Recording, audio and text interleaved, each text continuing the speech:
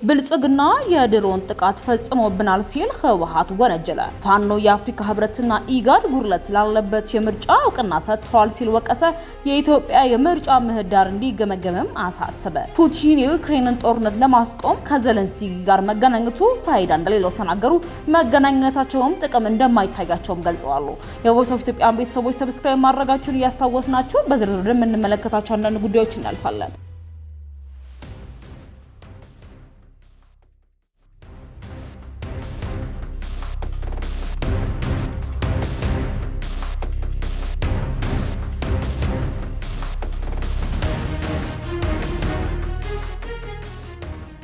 ብልጽግና የድሮን ጥቃት ፈጽሞብኛል ሲል ህወሓት ወነጀለ።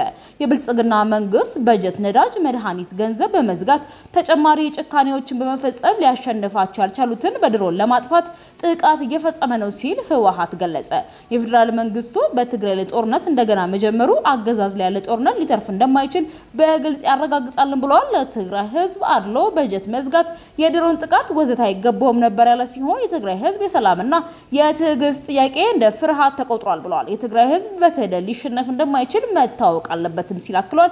በሽራሮ ታችኛው አዲያቦ ሌሊት ላይ በተፈጸመ የድሮን ጥቃት በትግራይ ሰራዊት አባላት ላይ እንዲሁም የሞት የአካል ጉዳት ደርሷል፣ እንዲሁም በንብረት ላይ ከባድ ጉዳት መድረሱን የክልሉ መንግስት በትግረኛ ባስተላለፈው መግለጫ ተመልክተናል። ፋኖ የአፍሪካ ህብረትና ኢጋድ ጉርለት ላለበት ምርጫ እውቅና ሰጥተዋል ሲል ወቀሰ። የኢትዮጵያ የምርጫ ምህዳር እንዲገመገም ማሳሰበ። የአማራ ፋኖ ብሔራዊ ንቅናቄ ወይንም አፋብን የአፍሪካ ህብረት የምስራቅ አፍሪካ በይነ መንግስታት ባለስልጣን ኢጋድና ሌሎች ዓለም አቀፍ ታዛቢዎች ግንቦት 24 በተካሄደው ጠቅላላ ምርጫ የሰጡትን የመጀመሪያ ደረጃ ግምገማ ተቸ። ታጣቂ ቡድኑ ምርጫው ዲሞክራሲያዊ መስፈርቶችን ያላሟላና የሀገሪቱን ተጨባጭ የፖለቲካ ሁኔታዎች የሚወክል ተደርጎ ሊወሰድ አይገባም ሲል ገልጿል። ንቅናቄው ግንቦት 28 ለዓለም አቀፍ ተቋማት በጻፈው ደብዳቤ የታዛቢ ቡድኖቹ በሰጡት አዎንታዊ ግምገማ የትጥቅ ግጭት በፖለቲካዊ ገደቦች ላሉበት ሰፊ ተሳትፎ በሌለበት አውድ ለተከናወነ ምርጫ እውቅና የሚሰጥ ነው ሲል ስጋቱን አመላክቷል። ደብዳቤው ለአፍሪካ ህብረት ኮሚሽን ሊቀመንበር መሐመድ አሊ ዩሱፍ የተጻፈ ሲሆን ግልባጩ ደግሞ ለቀድሞ የኬንያ ፕሬዝዳንትና የአፍሪካ ህብረት የምርጫ ታዛቢ ልዑክ መሪ ኡሁሩ ኬንያታ እንዲሁም ለተባበሩት መንግስታት ድርጅት ዋና ጸሐፊ አንቶኒዮ ጉተሬስ ሊደርስ የታሰበ ነው። የአፋብን ሰብሳቢ ዘመነ ካሴ ፊርማ ያረፈበት ይህ ደብዳቤ የአፍሪካ ህብረት ራሱ በደነገጋቸው የአስተዳደር መርሆች ውስጥ የተቀመጡትን ዲሞክራሲያዊ መስፈርቶች በከፍተኛ ሁኔታ ለሟላ የምርጫ ሂደት ተቀባይነት ማግኘቱ ከፍተኛ ስጋት እንደፈጠረበት ገልጿል። ንቅናቄው ይህ ደብዳቤ ስለ ኢትዮጵያ ብቻ የሚናገር ሳይሆን ስለ አፍሪካ ተቋማት ታማኝነትና በአህጉራችን ስላለው የዲሞክራሲ ጣፈንታም ጭምር ነው ብሏል። አፋብን ምርጫው መገምገም ያለበት በምርጫ ቀን በሚከናወኑ የአሰራር ሂደቶች ላይ ብቻ ሳይሆን ምርጫው በሚካሄድበት ሰፊ የፖለቲካ ምህዳር ላይ ጭምር መሆን አለበት ሲል ገልጿል። እንደ ደብዳቤው ገለጻ ታዛቢዎችና የሲቪክ ማህበራት ተዋናዮች በጸጥታ ችግር በቀጠለው ውጊያ ምክንያት በአማራ ክልል እጅግ አነስተኛ በሆኑ ምርጫ ጣቢያዎች ብቻ የመምረጥ ተግባር መከናወኑን ገልጿል። አፋብን በምርጫ ወቅት በበርካታ ከተሞች ውስጥ የወታደራዊ ግጭቶች መመዝገባቸውን የገለጸ ሲሆን እንዲህ ያሉ ሁኔታዎች ዓለም አቀፍ ታዛቢዎች የበለጠ ጥንቃቄ እንዲያደርጉ ለነሳሳቸው ይገባ ነበር ብለዋል። ንቅናቄው አክለውም ከምርጫ በፊት የነበረው የፖለቲካ ምህዳር ከዲሞክራሲያዊ ውድድር ጋር ተያይዞ የሚታዩ ዋና ዋና መርሆች እንደጎደሉት የጠቀሰ ሲሆን ማስፈራሪያዎች፣ በፖለቲካ እንቅስቃሴዎች ላይ የተጣሉ ገደቦችና ሀሳብን የመግለጽ ነጻነት ላይ እገዳዎች እንደነበሩ አመላክቷል።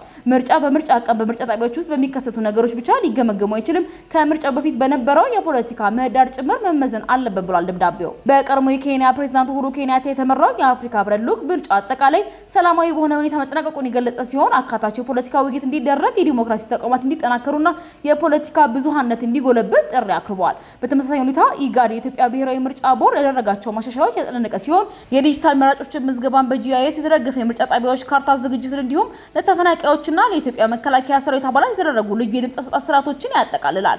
ሆኖም ክልላዊ ተቋም በጸጥታ ስጋት ምክንያት በትግራይ 38 የምርጫ ክልሎችና በአማራ ክልል ደግሞ 8 የምርጫ ክልሎች ምርጫ ለማካሄዱን አረጋግጧል። የቮይስ ኦፍ ኢትዮጵያ ቤተሰቦች ሰብስክራይብ ዳግም ማድረጋችሁን እያስታወስናችሁ ወደ ውጭ ዘገባችን እናልፋለን።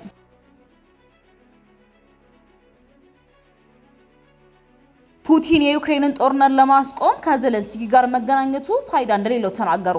የሩሲያው ፕሬዝዳንት ቭላድሚር ፑቲን የዩክሬን ጦርነት ለማስቆም ከቭላድሚር ዘለንስኪ ጋር የመገናኘት ጥቅም እንደማይታያቸው ተናግረዋል።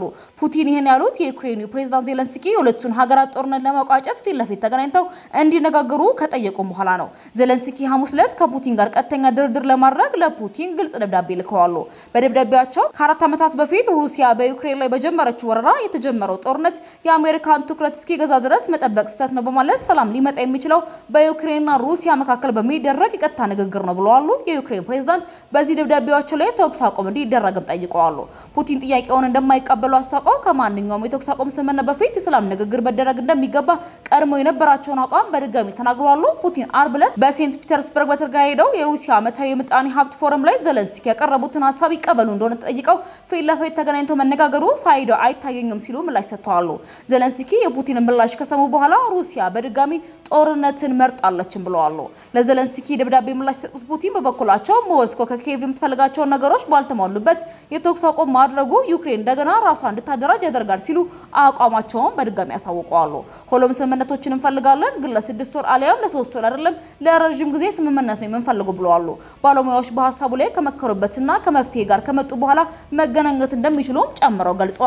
ፑቲን ጦርነቱን የሚያቆሙት የሩሲያ ግቦች ሲሳኩ እንደሆነም አጽንኦት ሰጥተዋል።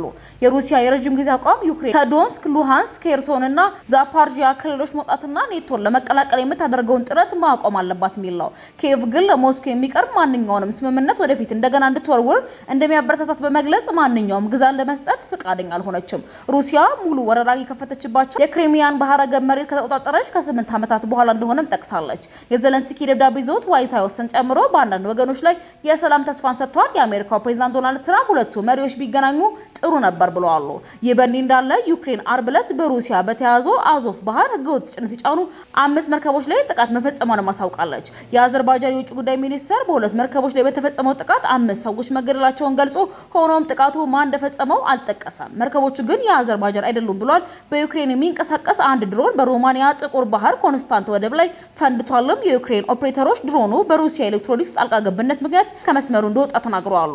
ባለፉት ቀናት ሩሲያ በዩክሬን ላይ በተፈጸመችው ተከታታይ ጥቃቶች ቢያንስ 13 ሰዎች ሲገደሉ 70 የሚደርሱ ሰዎች ጉዳት እንደደረሰባቸውም ባለስልጣናት ተናግረዋል። የቮይስ ኦፍ ኢትዮጵያን ቤተሰቦች ሰብስክራይብ ማድረጋችሁን ያስታወስናችሁ። በሌላ አዲስና ወቅታዊ መረጃዎች ዳግም እስክንገናኝ ድረስ በደህና ቆዩ።